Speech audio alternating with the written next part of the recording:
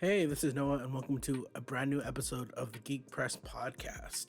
Today, Lewis and I talk about the tragic passing of Kevin Conroy, what's going on in the worlds of Pokemon and Gear of War, as well as do a little update on life and Twitter. If you like this, please don't forget to rate, like, subscribe, comment, do all the fun social media things. See you in a minute. Hello, ladies and gentlemen, boys and girls. My name is Luis Gutierrez. This is the Geek Press podcast, and as always, I am joined by my lovely co-host Noah Garcia. You want to say something, Noah? Hey, good afternoon, good morning, good evening, and good night, everybody. Welcome to episode 30 of the Geek Press podcast. Before we get this started, so let's start it like how we always do. Noah, how's your week been? Anything you've been watching, or just any updates on life you want to talk about? Everything's been going pretty well. It's this weird space in between for us students out there, because you're a graduate, you're a degree holder. I'm a For us students scholar. out there, you're a scholar, you're an educated Wait, person. hold on. Time out. Did you do the Beats headphones?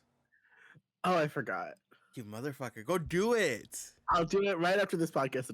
I will hold you to that. Anyways, and go you on. know what? If you guys don't know what we're talking about, then listen to our past episodes. We're not going to tell you what we're talking about, but you can get free Beats headphones, and we're not going to talk about it. You're just going to have to listen to our other podcast episodes. Okay, basically, for us students are not officially educated yet. It's this weird space in between like transitioning from regulars class to like finals area. And all my because none of the classes I'm really taking are GEs except for like one. They're all like major specific. Preps? So our finals are not like tests. They're just like, oh, you gotta finish this turn in the project, you gotta assignment. do this. Yeah. So that's fine. I've been through this so much, it doesn't even phase me anymore. Like any stress there is just like, yeah, it's what I've come to expect. So that's what's been going on with that. Those are always the easiest. Like I mhm, remember back in my college days, I would look forward to that because I'm like, oh, dude, this is a fucking breeze. Like we go in for maybe like at most 20 minutes, and then you just like, all right, go, get out of here. Or if you need to stay, you're like, I'm here, I'm gonna be here. But if you don't need to be here, you can dip. I'm like, those are the best. And as for reading, I have been reading this book with my grandpa whenever I wake him up in the afternoon because I've been watching him a lot more recently. Whenever I get him up, we've been reading this book called Stealing Home about Los Angeles, the Dodgers, and the lives caught in between by Eric Nussbaum. And it's kind of about the neighborhoods that used to live in the area before the LA Dodger Stadium was put in. And there are like pictures of like mothers screaming as like bulldozers take over, like knock down their houses.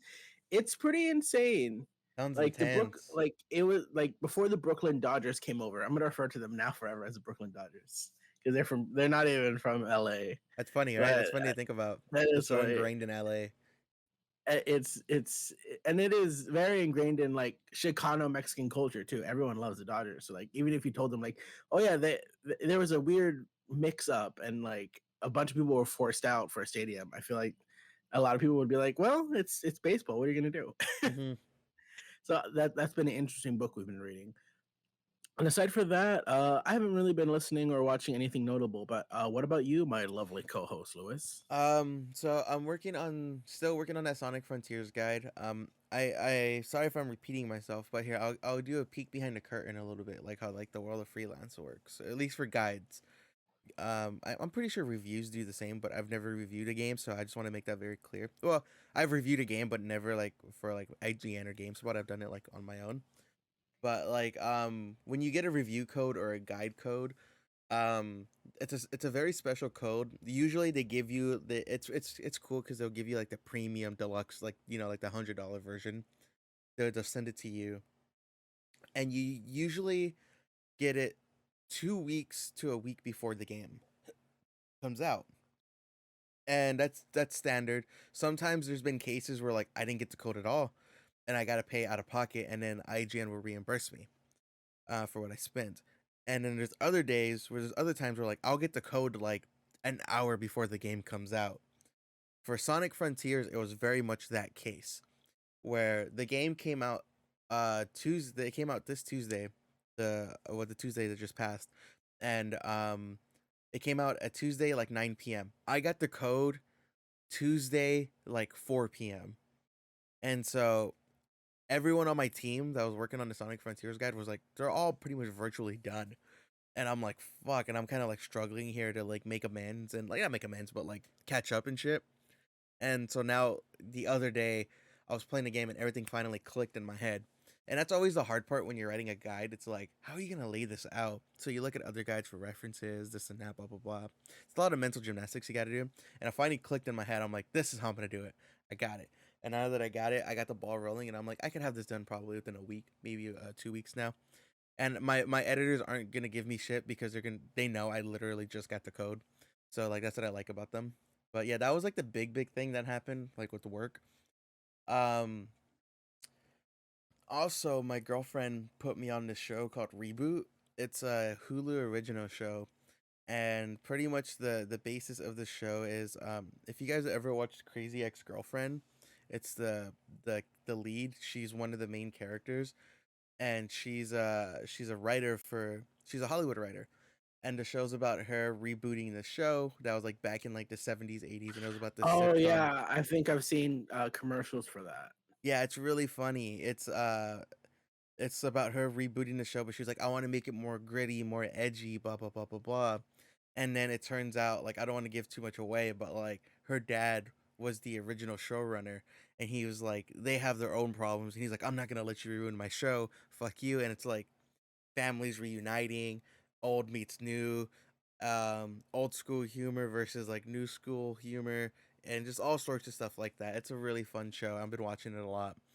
Um, I would recommend. I'm like four. There's like eight episodes in a season so far, or altogether, Mhm. and I'm on episode 4 right now. So it's fun. I'm enjoying it a lot. Like every episode is really good.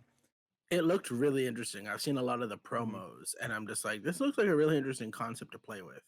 Yeah, it's cool. It's really cool, especially too because like I just finished Crazy Ex-Girlfriend this year, and I really like that Mhm. girl because like she could fucking sing her heart out, and I was like, Oh right, Crazy Ex-Girlfriend what had singing in it. yeah, it was a musical show. I forgot that for some reason that it's a musical. Yeah, and so Oh right.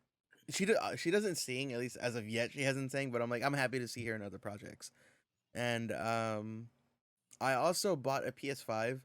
I managed to Mhm. buy one finally, and I'm really excited about that because not only am I gonna have a PS5, but I could also use this as a tax write-off because it's for work. Oh yeah, it's for work. Well, no, like all jokes aside, like I'm gonna be You know it able, is. Yeah. yeah, like I'm gonna It's be able to do like guide work on PlayStations now, and I mhm. can just use this as a tax write-off. And like, yes, I'm gonna play like God of War, yada yada yada, but like 9 times out of 10, I'm gonna use that for work.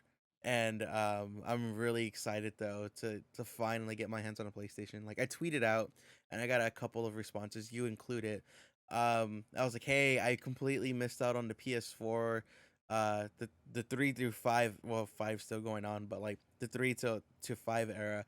What game should I play besides Spider-Man? And I got a good library of games. The only one I don't think I'm gonna even touch is the Uncharted, just because it's kind of like the Yakuza series. There's just so many of them. There's 4 Uncharted games. What That's are a you lot. talking That's too about? many. Unless I've played them as they came out, then no. Let me tell you the thing about Uncharted because I've played them. I've played all, I believe the first 3. I don't know about the fourth. I have to double check. But I played the first 3. They're very easy to play. It's not a hard game. I think the reason it's so popular is because the characters are charming, the combat's pretty fluid, and it's easy to get through. Like I've told you this before. I'm not the biggest fan of third and first person shooters because I'm just Hmm. awful at them. But even I did fine at Uncharted. But okay, So that let me should ask say you. something Let about me the ask you this then. difficulty. Would you Uh, play? Would you play Halo Infinite? I would try it. I don't know how well I would do, but Even I though would there try was it. like 6 other Halos prior to that, you're like, oh, there's just too much to Oh, catch up on. no, the thing about Uncharted is that every kind of each installment you can kind of play it without having to know the previous one. Like any relation, it's kind of the same couple of characters over and over again. Okay. Like there's one relationship that does develop through the games, but every time you see the characters interact, you can kind of guess what's going on. Okay. You'd be like, "Oh, I see what's happening here." So, the story is not complex. I think the reason Uncharted is so popular is because it's so fun. Is it It's like a just like a Fast and the fun, Furious lighthearted. of like PlayStation? Yeah, yeah, Okay. I would say that. But even then, like I just have like a general rule of thumb. I'm like, if it's past like Mhm. 2 or 3, I'm just not even gonna try, just because You it's know just what? too. That's fair. And plus, too, like, I don't like, I don't have the time too much for that. And I'm like, if I'm really gonna invest in a game, I really have to like it a lot. So that's why I'm like, I'm going for surefires like The Last of Us, Spider Man, God of War, Hmm. maybe even Ratchet and Clank. You know. So Oh yeah, I get that. I understand that. so yeah, those are the ones I'm going for. Also, too, the big thing is one thing I fucking hate about Sony is that all their games are $70 a pop, and Hmm. their version of Game Pass doesn't have their games on. I think it's what PlayStation Now is what it's called. Yeah, it's Yeah, PlayStation Now or PlayStation Plus or something. whatever. Yeah, whatever their subscription based services. I hate that they don't have their original games on, like their original their first Hmm. party games on there, because all of the Xbox first party games. Granted, there isn't a lot, but all the Xbox first party games are on Game Pass. So I'm like, that's bullshit that it's not on the place. Like if that was on the Hmm. PlayStation one, I would gladly go through all the Uncharted because it saved me money. But I have to like be conscientious that like I'm I gotta go buy Spider Man, which is $70. I gotta go buy The Last of Us, which is $70. Then The Last of Us 2 is $70. So it's like, see how it starts kind of like building up. You know, the thing is that back when I used to have PlayStation Plus or PlayStation Now, I forget. It's like Uh the huh. monthly subscription where they give you like an access to a bunch of games. What they did when I had it is that they would cycle games in and out. Mm-hmm. Like for instance, they cycled in like Uncharted and they'd have it for like a month or so, and then after that month they would cycle it out and put in like the next one, and there'd be like different waves. So that's Mm-hmm. basically how me and my sister played Uncharted, is because they would cycle it in and out and we'd play Mm-hmm. it through the PlayStation Now subscription. So that was how we were able to play it. But it can be frustrating not to have everything available. It's because you subscribe to the service, you should have everything. You should Yeah. have all the titles they have to offer. Like they already own it. Like what's the issue here? Yeah. I have a love hate relationship with Sony. Mhm, It could be easy to say, oh, I'm just an Xbox fanboy, which is very true. You know, I've owned virtually all the Xboxes until now, or even now. But it's like Sony, like they make some of the best games out right now. There's no denying that. But it's just they're so money hungry, you know. It's just they get away with so much uh-huh. shit, What and did it's I saw a tweet where this guy was playing the new Sonic game, and he was just like, "I paid $60 for this on PlayStation. I'm gonna enjoy it." And he wasn't running; he was just walking as Sonic. He's like, "I'm taking my time. I'm enjoying my $60 game." And I thought that was funny. yeah, that Sonic game though. All jokes aside, it's pretty cool. I like it a lot. You know, But Sonic has always been in that weird space where people are always arguing about what games are good, like which installments are good. mhm. So I'm glad to hear that people seem to like this new one. Like if you've ever played Legend of Zelda Breath of the Wild, it's what this is. It's Breath of the Wild but Sonic. It's an open Oh, world I game. like that. Yeah, it's Oh my really it goodness. has puzzles in it. It's not as like intuitive as Breath of the Wild, but it's Breath of the Wild, and I enjoy it a lot. Like my girlfriend's watching me play this, she was like, and I even told her, she was like, "This is the level in Zelda. This is what I did." I'm like, "Yes, I fucking know. I told you this. This is why I told you that." And she said it like so condescending. I'm like, "You're what's wrong with the gaming community." Yes. Can you tweet that out? Just like Yeah. my girlfriend's what's wrong with the gaming community. Let's get all um, the hate, but then get all the incels to follow you, and that's how speak you build your audience. on speaking of my girlfriend, Tuesday is our 6 year anniversary. Oh my gosh! Yeah. Happy 6 year anniversary. Thank you. We're actually not gonna do anything on Tuesday, but tomorrow when this episode drops, so today, if you're listening as the episode Mhm. dropped, we are going to the Warner Brothers backlot studio. We got a whole Oh, tour and nice. everything.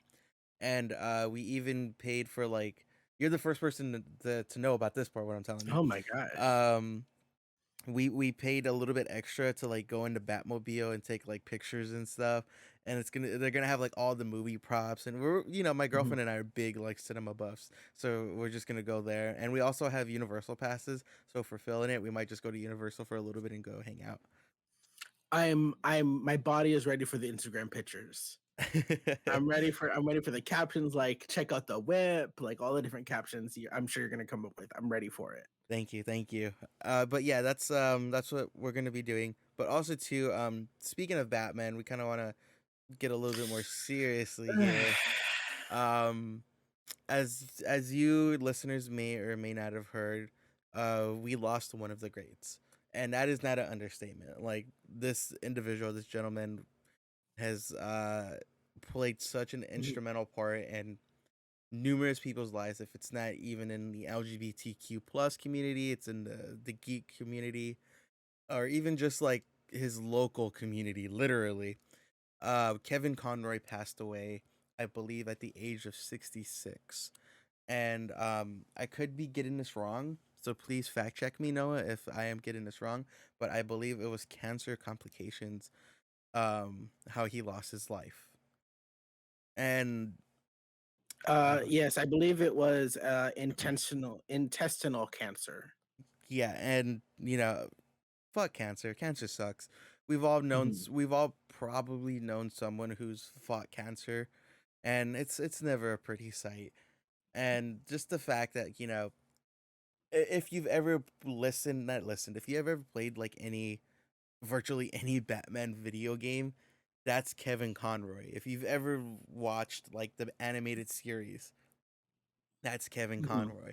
He's even in a lot of like of the animated movies. And It, it go it's for it, go for it. crazy. No, it's okay. He's been Batman for so many people since 1994 up to literally this year.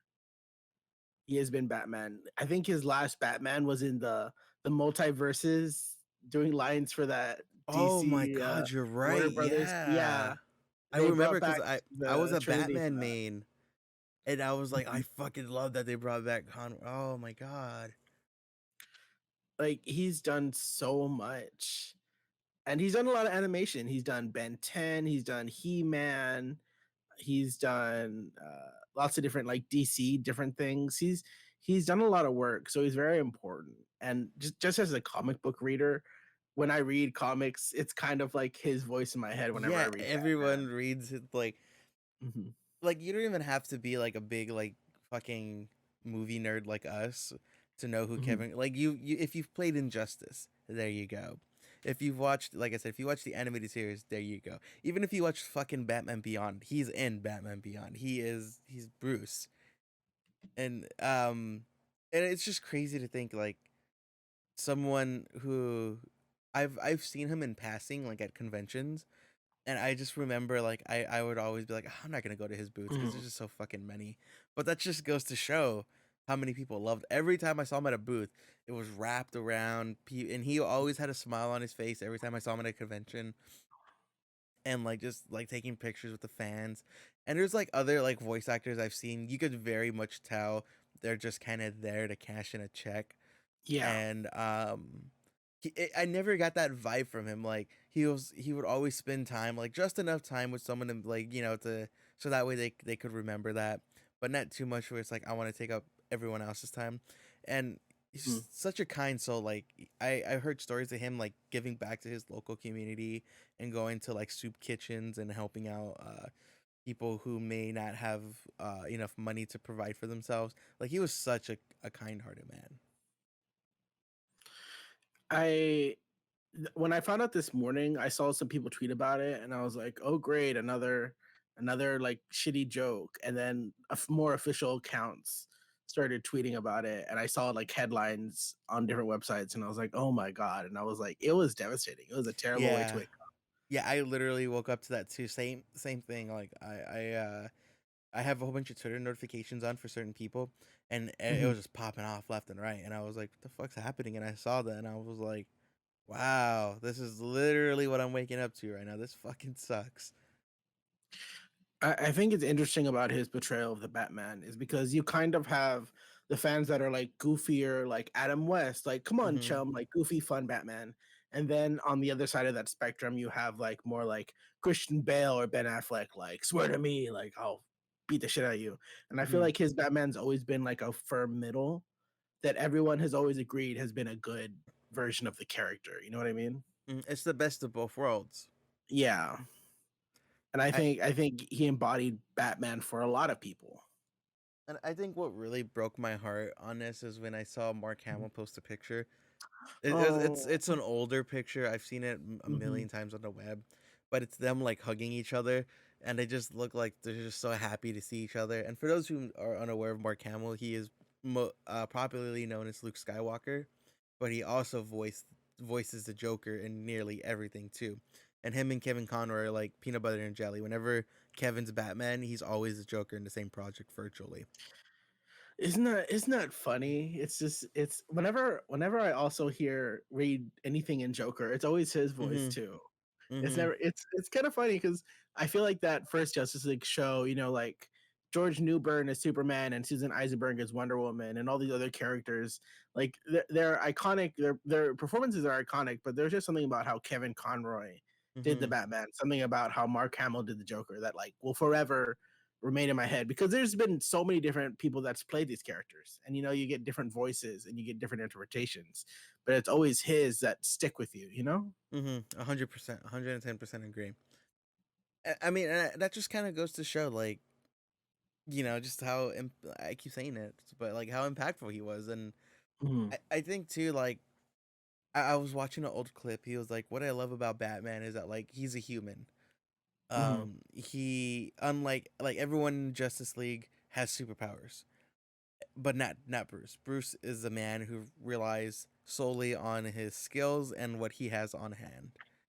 And one thing too, like what I love about Batman is that like he embodies the idea of like never give up sort of thing, you know?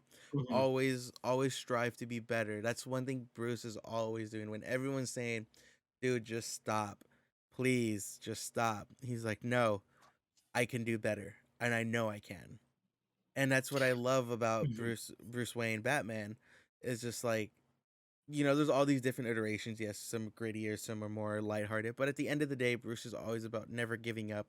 And even if you're fighting a literal god, if you're smart enough and if you're fast enough, there's a way to defeat even the impossible. And I think that's what I really love about Batman. I think the DC Trinity have always represented sort of like emotional paragons of humanity, you know, Mm-hmm. Superman being one of hope, Wonder Woman being one of love, and for Batman, for me, it's always been one of perseverance. You know, the will to continue on when the world is entirely developed within darkness. You find your own light and you make it possible to carry on. And that's just something Batman's always been. And that's something that Kevin Conroy has always been able to kind of convey. And it's just, it's, it's crazy to lose someone like that. I don't know. Mm-hmm. It, I, it's hard to find the words to describe it. That's why we keep repeating ourselves because it's like, how do you how do you process this? How do you talk about this? Losing this voice that was so important to you, something that would resonate with you so much. Mm-hmm. And I think he had such an interesting life. You know what I mean? Yeah, and like something I wanted to talk about, Mhm. at least if you feel comfortable talking about it. Of course. I barely found out maybe a couple of years ago, and I remember having this conversation with you. I Mhm. was like, Kevin Conroy's gay, and you're like, Mhm. yeah, he's been like openly gay for like X amount of years. I'm like, I had no fucking idea that Kevin Conroy was gay. That's pretty fucking cool.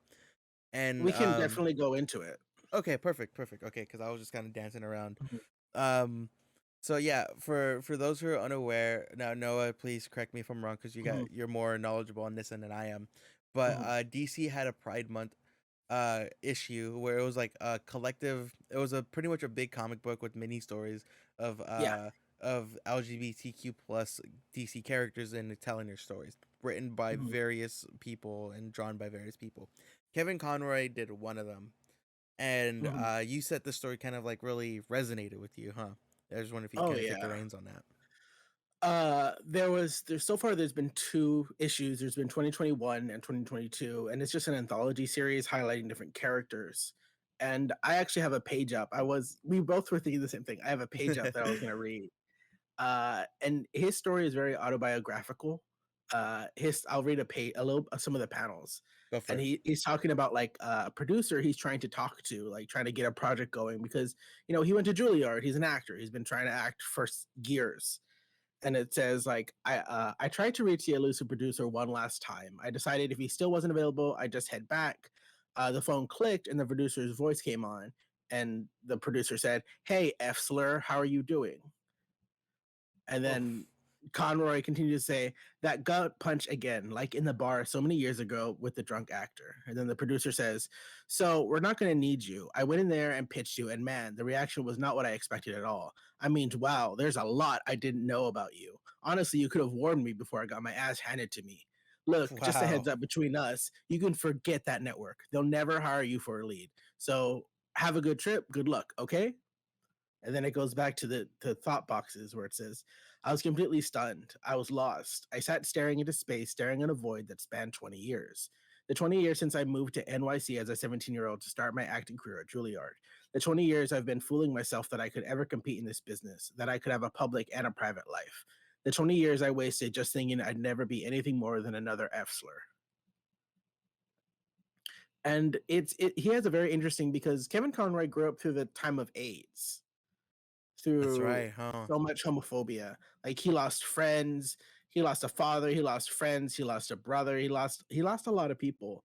And I think it's interesting because he was a very private man. The reason he didn't know he was gay is because he didn't advertise it. He didn't push it because he had faced so much prejudice. I mean, the industry knows because everyone in the industry knows every secret about everyone. Like there are many open secrets in the acting world that people talk about or don't talk about. So it's something that he kept to his chest. In fact, he was married. Did you know that he was married?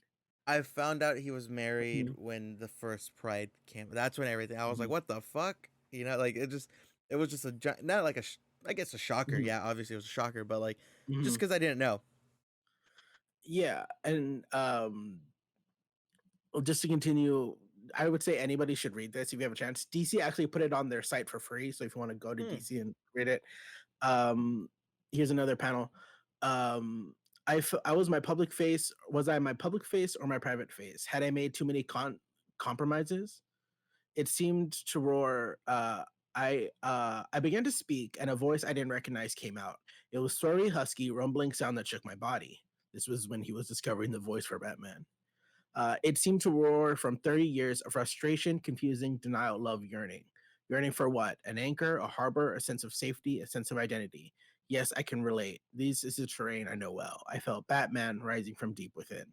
So the story is very much about like his story as an actor and how he related to Batman. And I thought it was very interesting how he wanted to keep his private and public life separate, but the world wouldn't let him. So I think just as a gay man, I think that's a very interesting for him as a queer person to kind of have that perception of himself. Mm-hmm. Mm-hmm.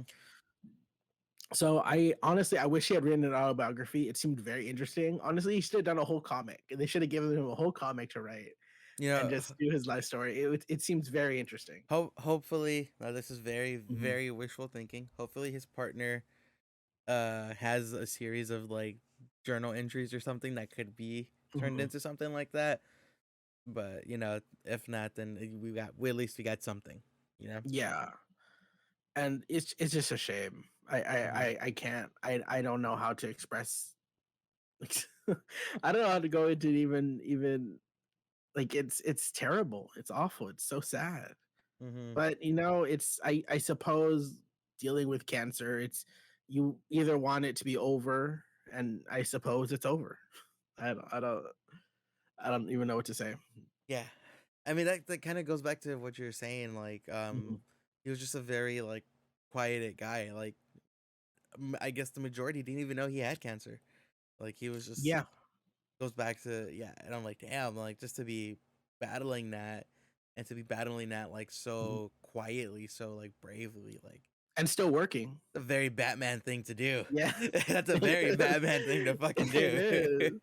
Like it reminds me of when Chadwick Boseman died. I Yeah, don't no think anybody one. knew he had cancer. Mm-mm. And he did like a handful of movies too while like Mhm. having cancer. He did some voice acting too. He did lots of different stuff, and nobody knew. It was just like, oh my god. Mm-hmm.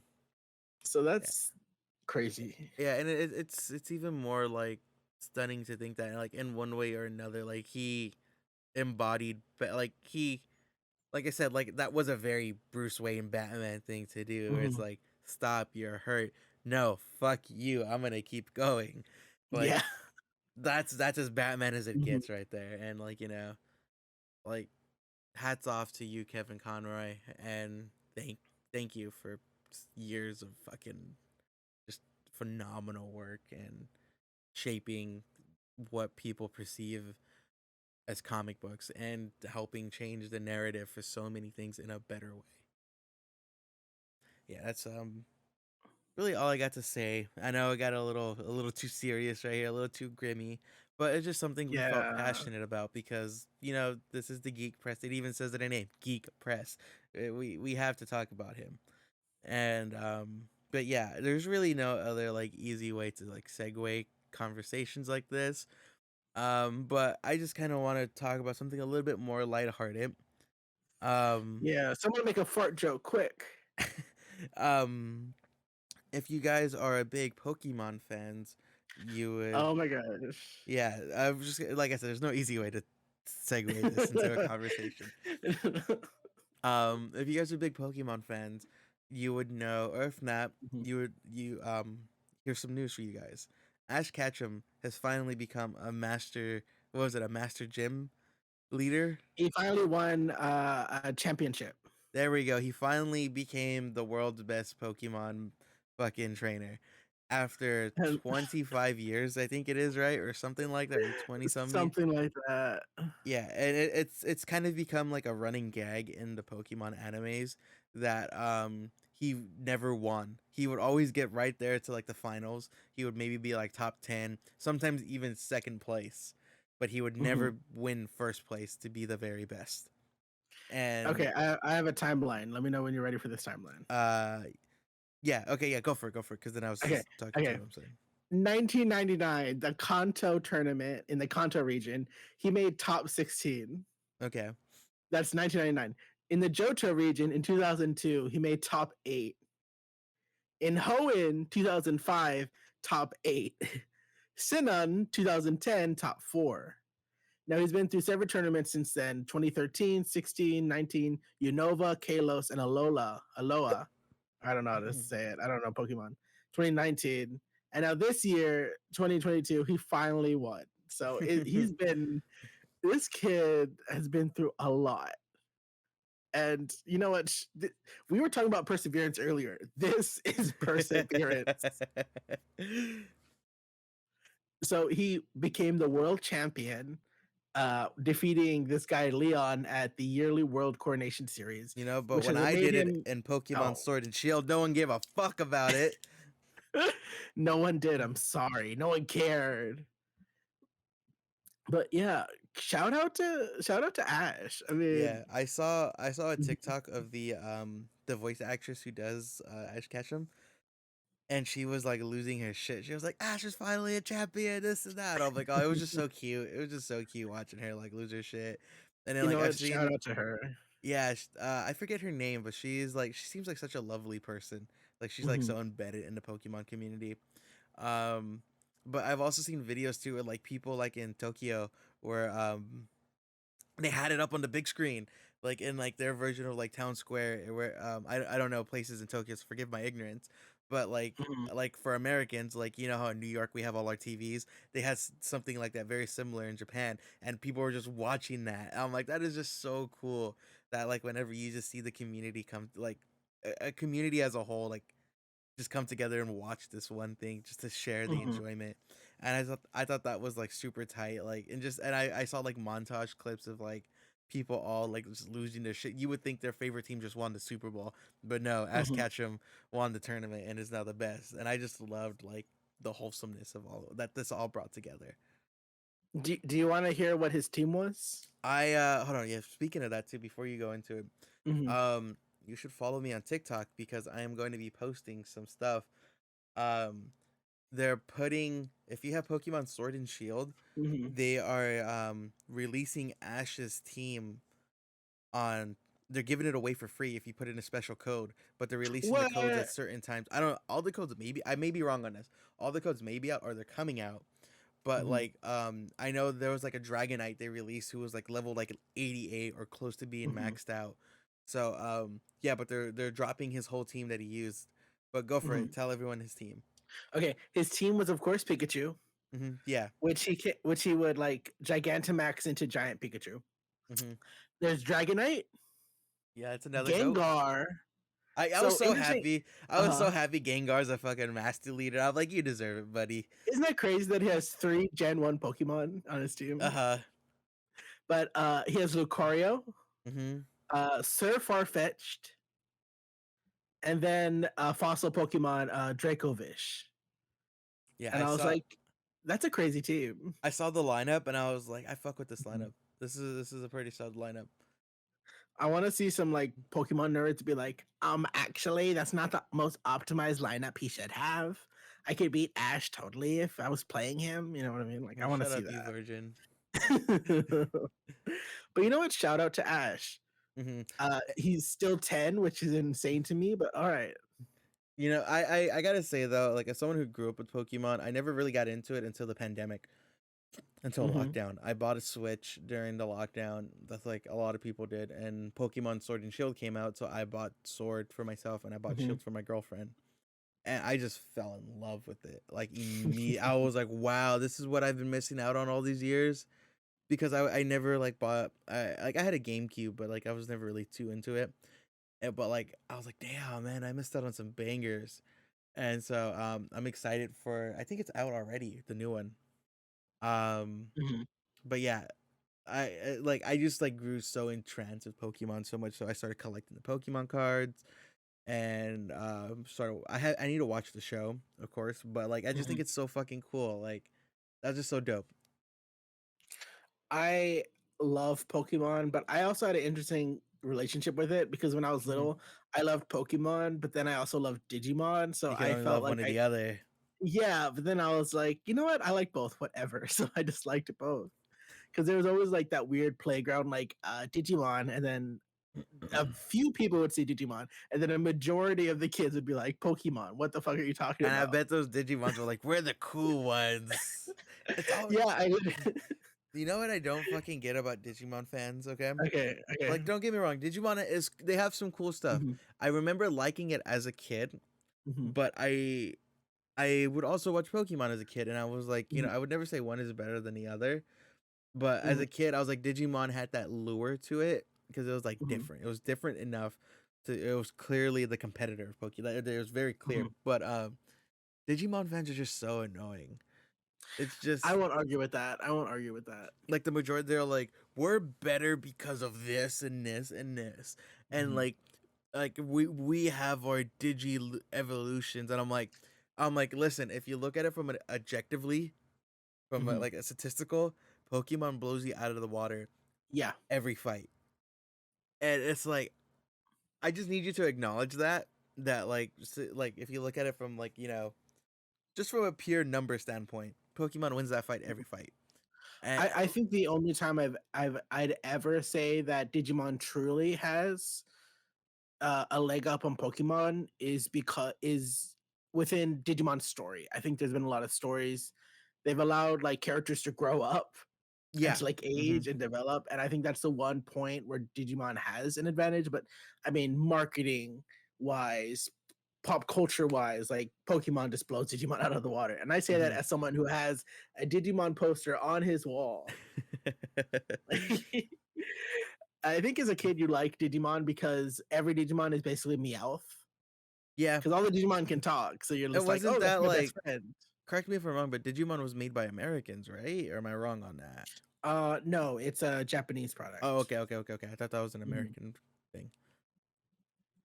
No, it's very much because I feel like a lot of people say that it came up as sort of like a competitor. It was purposely made to compete with Digimon, with Pokemon, but that's not It entirely even true. sounds the same. It even has the Yeah, mon. it's just kind of like it just grew up out of Tamagotchi, basically. Mm-hmm. So it kind of popped out of that, and it came out alongside Pokemon. So everyone was like, "Oh, like he's trying to fight," but it's kind of like when people are developing similar concepts and they kind of just start to develop, and of course they kind of like encourage each other to grow, you know.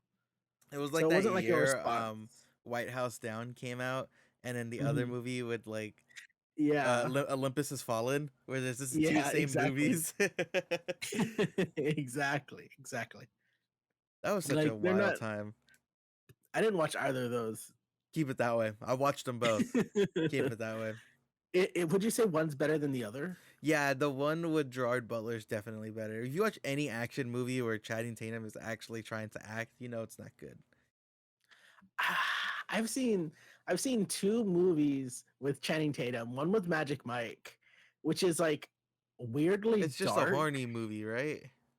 No, the thing is, they're stripping, but also there's a subplot about like drug running and like it's crazy. It's weird, and like financial responsibility and like trying to grow up as a person. Like it's very odd. Okay. Like there's a lot of horny scenes, of course, of like men stripping, but also there's this weird like, when am I gonna grow up and like get a business? And it's so weird. It's a weird You movie. can't keep stripping forever. Yes, I can, Yeah, Dad. yeah. Basically, it's just like you can't keep stripping forever. It's like, yes, I can. There are two more movies, bitch. It's just I need to. Universal signed a 3-year contract. I know what I'm doing. So you keep working out those abs, Joe Magniello. You keep working out them abs. We're gonna need them. But I forgot how we got here. But basically, yeah, White House. It's just Digimon Pokemon. But basically, congrats to Ash Ketchum. Good Yeah. for him. You know, maybe now you can age. Yeah, I'm That's curious to see. I'm really curious to see what they do because they Mhm, Pokemon. I've noticed a trend where they not reboot the series, but like essentially reboot the series every time a new game comes out. mhm, So I wonder if they're probably not gonna do this because they wouldn't make them money. But like if they do retire Ash as a character, who would take that legacy? You know, like who you would have to introduce a whole new character. Like it couldn't be a legacy character, mhm, right? And that person has to be just as likable. It's the whole Yakuza thing. It's like, what do you mhm, do once? I think his name's Kiro, right? It's like, what do mhm. you do once Kiro retires? You have to like Ichiban was such a gamble, and it paid off for them. So I don't, that's a good question. I don't know. I think it'd be interesting if they did start with a new character. Here's a cute moment that I forgot to mention. While they were showing the championship, they showed Misty as a oh gym yeah, leader there's back Psyduck home, on and then it. Brock. Yeah, Misty got to be a gym leader finally, and Brock is at home with his family or something, or with Miss Nurse He's with Joy the or nurse. something. Yeah, Yeah, and I was like, oh look, they all reached their goals. Like, oh my gosh. I saw this thing and I was like, oh man, that would have been better. It was like they should have Mhm, reunited the old trio. Like they all should have popped up and mhm. gave him a giant hug or something. But that was still cute though, nonetheless. That was very cute. Maybe, it's a commentary on like the passage of time, like sometimes you can't meet up with your friends anymore. We all have to grow up, Lewis. We all have to grow Fuck off, yeah. up. Yeah, but I think we've kind of chopped up that enough. We got Mhm. two more topics that we discussed. Oh my gosh, Now, topic after topic. so here we're gonna do this one first because it's like I got Mhm, a lot more than you have to say on this one.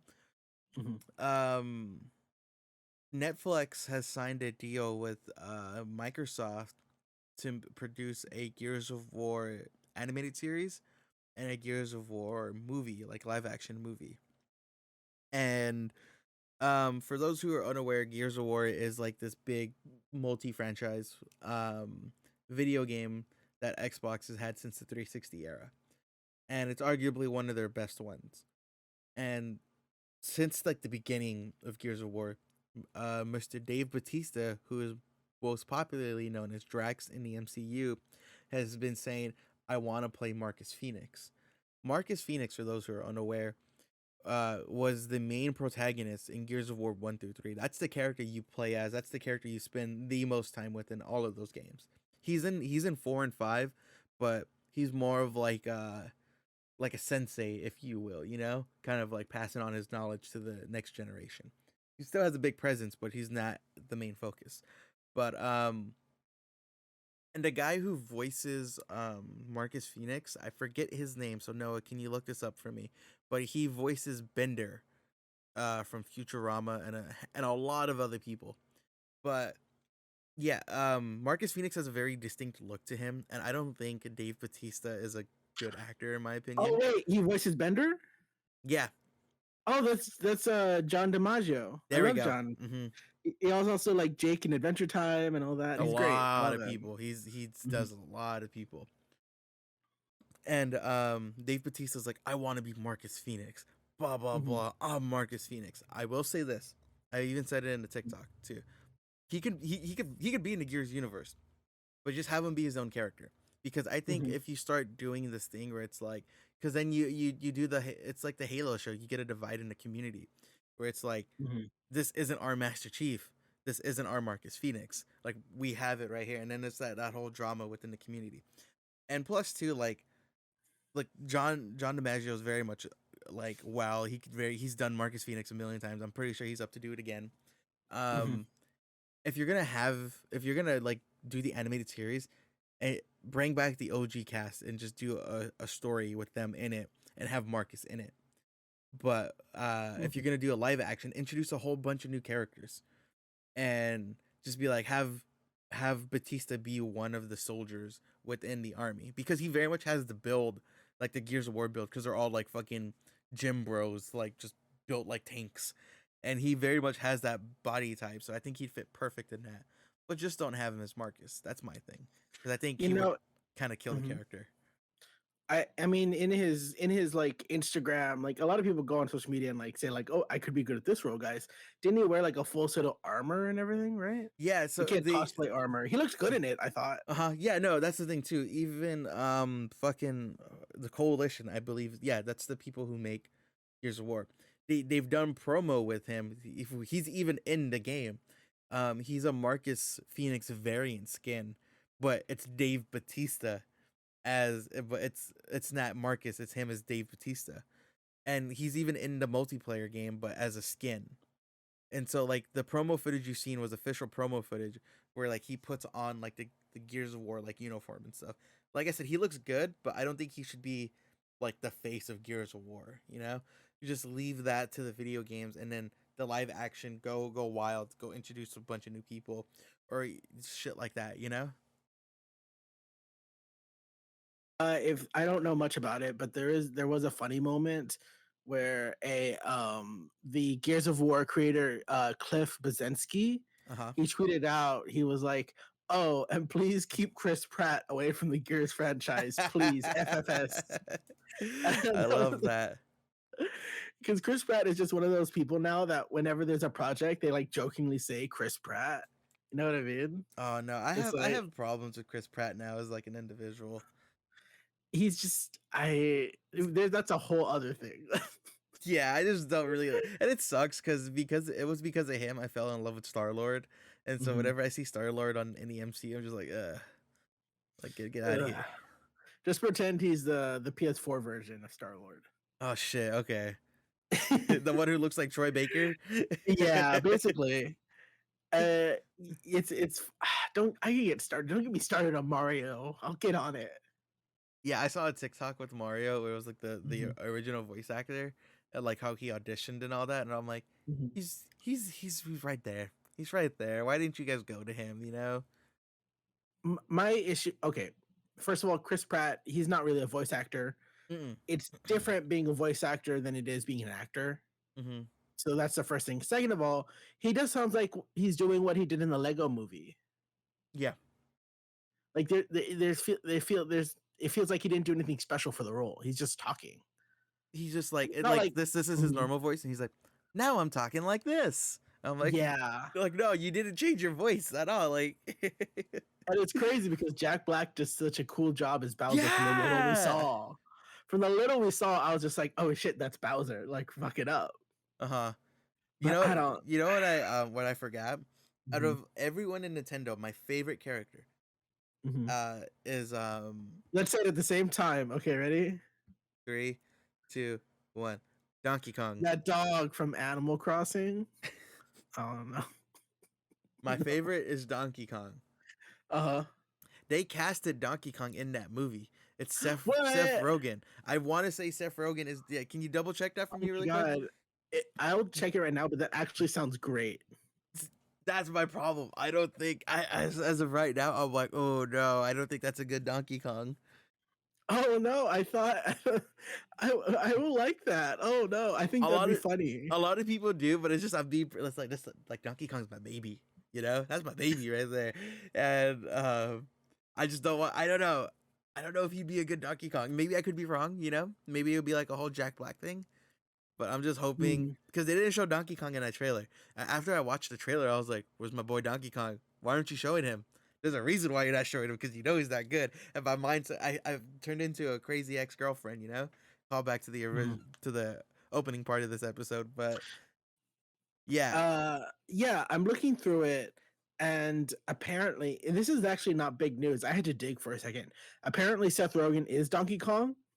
yeah, What I didn't know is that Charlie Day is Luigi, yeah. Charlie Day's Luigi, and then Anna Taylor Michael Joy as Princess Peach. Keegan or whatever Huh? is Toad from Key and Peele. Keegan Michael Key as Toad. Fred Armisen as Cranky Kong. This cast is insane. I feel like the only one I'm mad at is Chris Pratt as Mario. I don't know. I heard in a part of the trailer you could hear Luigi, and all I envisioned was Charlie from It's Always Sunny. I'm just like, no, like God damn it. I don't know. There's a lot of this movie that's going on. There's too much going on for this movie, in my opinion. We're gonna have to see it. I don't know. This is The just animation looks insane. gorgeous too. That's what I hate about Oh it. yeah, it's very pretty.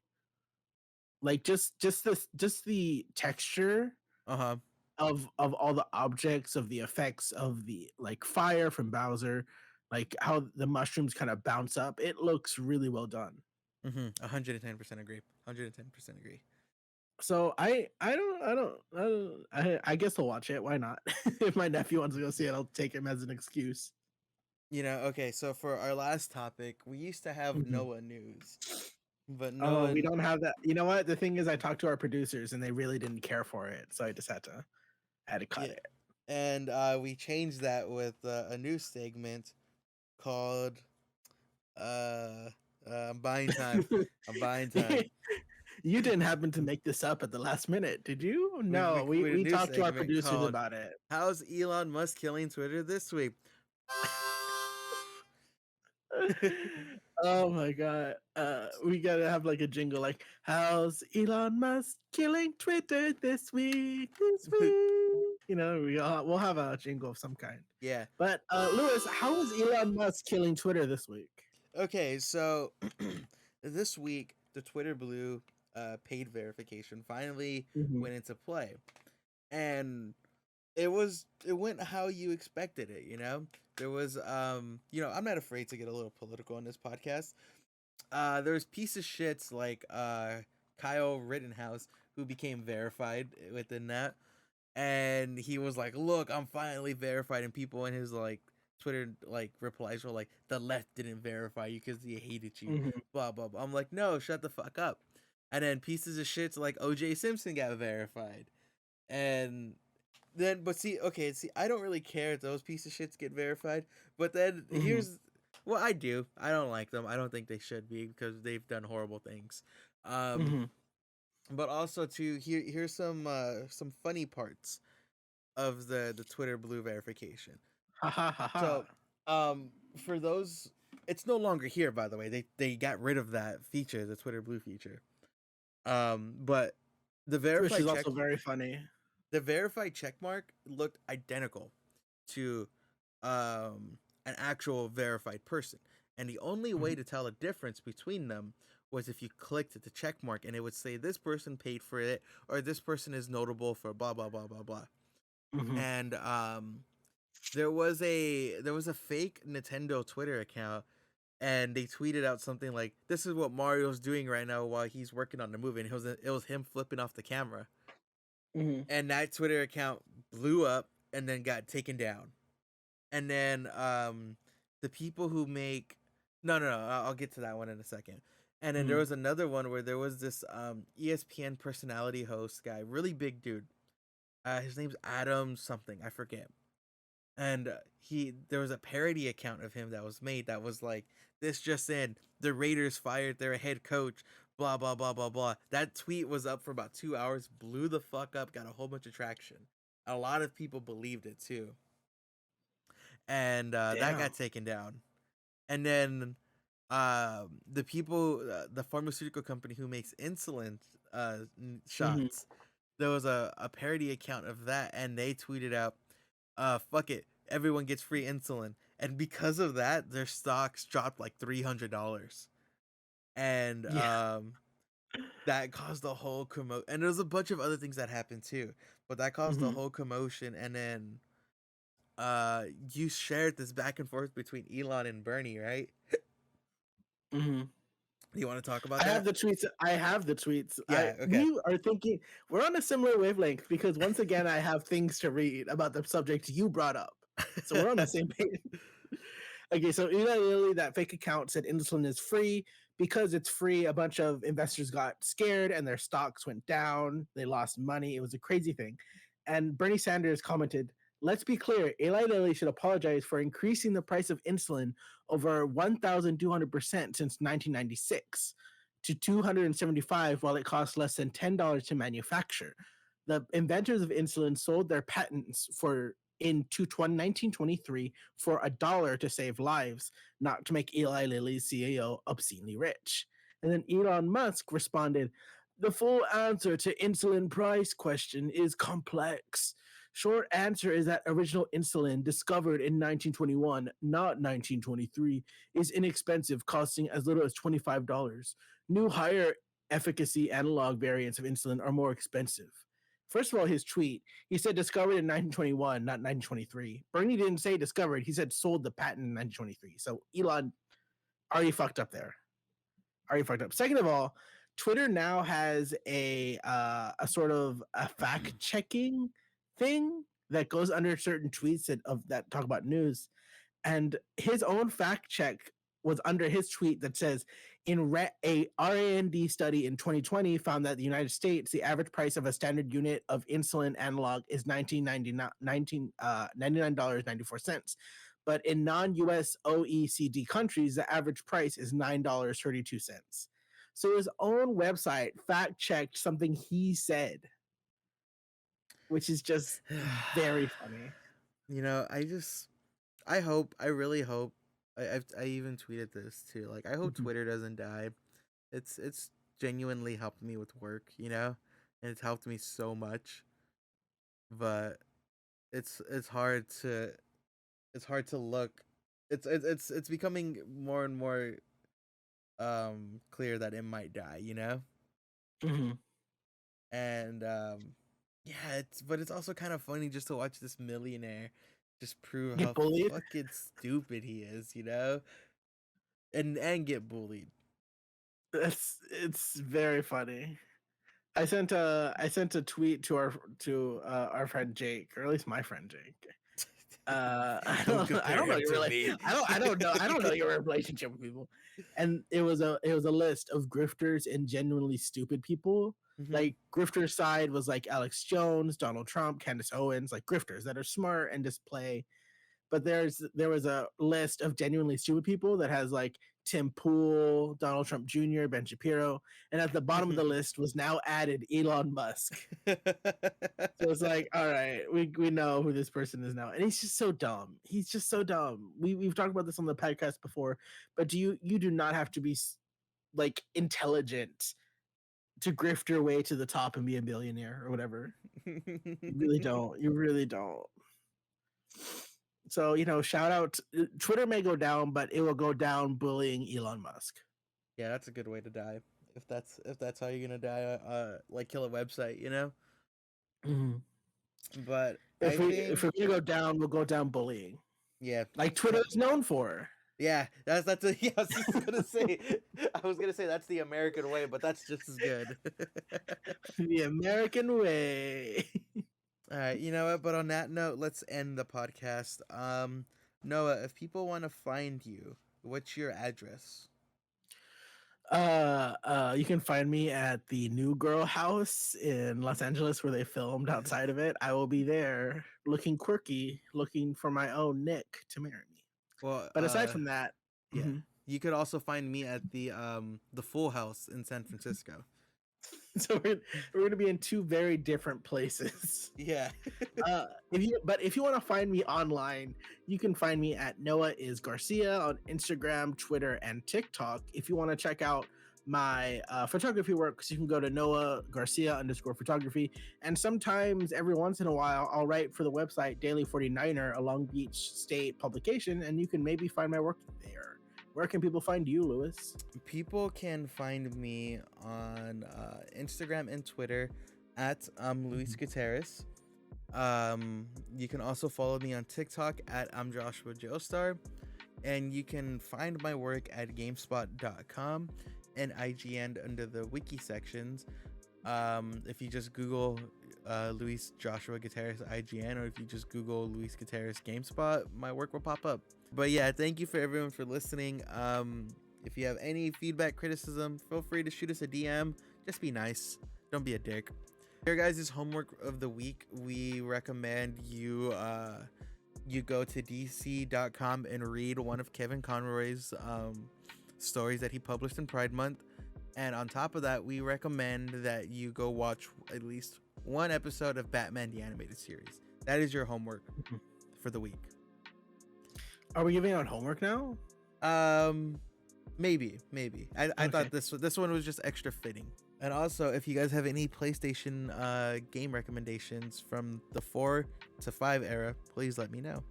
But yeah, that is all. Thank you all for listening. Have a great day. Have a great week. And we'll see you next Monday, because we upload on Mondays now. Well, we've been uploading on Mondays. Yeah, we try.